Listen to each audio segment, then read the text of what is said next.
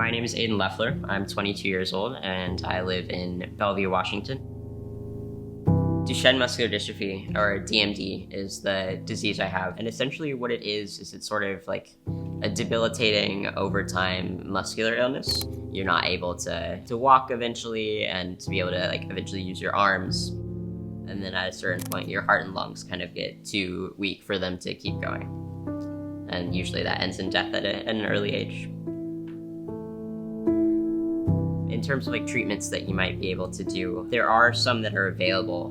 None of them are really a cure at this point. When I was around 10 years old, actually, we would fly to Vancouver every week to get this shot. A lot of my early life was giving up some of my time in order to see if there's something that could help me. That sort of looked up for me, I think, once I joined this trial run by a company called Capricor.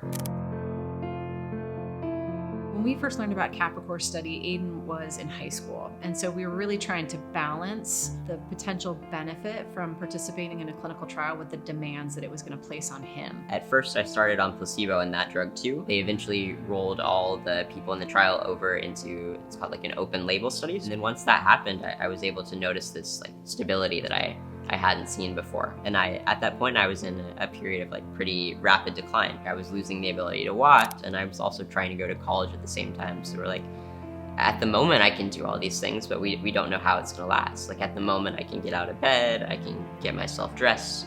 And then around that same time, I started getting active treatments on this drug that Capricor is making.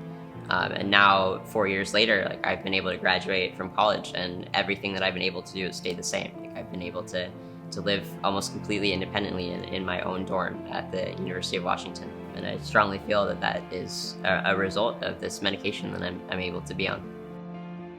When Aidan started on Capricor's treatment, he was progressed enough in his disease that I think I had reconciled myself to what his fate was going to be.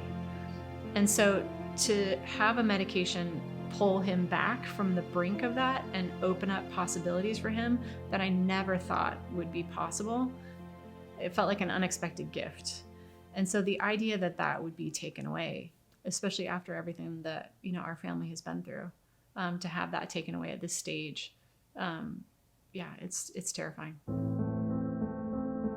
With DMD, there are a lot of different kind of tests to see whether a treatment would be working, whether it's having a positive benefit. But unfortunately, a lot of these tests, they're not very sensitive, so they have trouble of capturing the kind of change that maybe you're not going to see on this test, but in my daily life means the difference from being able to get out of bed or not get out of bed. Right now, we're stuck in a situation where we know that the best way to evaluate this treatment is by looking at their hearts, but we're stuck with this legacy decision to look at their arms. The FDA has the ability to be flexible about the way that they evaluate the data.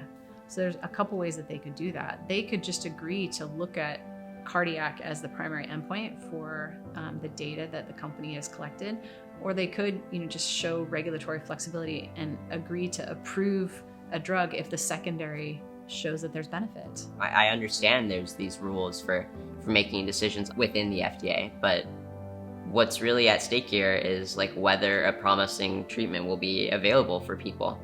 What really is important here is whether this drug is available and whether it works, and there's really strong evidence that it works. I would really hope that a decision will be made based on whether something could help versus technicalities.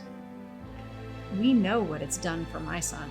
And so all I'm doing right now is to fight to not have something get taken away. I want this drug to be evaluated fairly. I want the FDA to understand that the Duchenne community cares about cardiac and skeletal.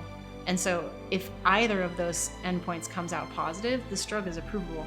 I still have an aspiration to create some sort of positive change. I think that's something I can still hope to do, even though it might not look exactly what I thought it might look like. There's still a lot of potential there. You have the power to change the course of the life I have ahead of me. And so I'm asking for this drug that has meant so much to me and allowed me to do so much to be approved.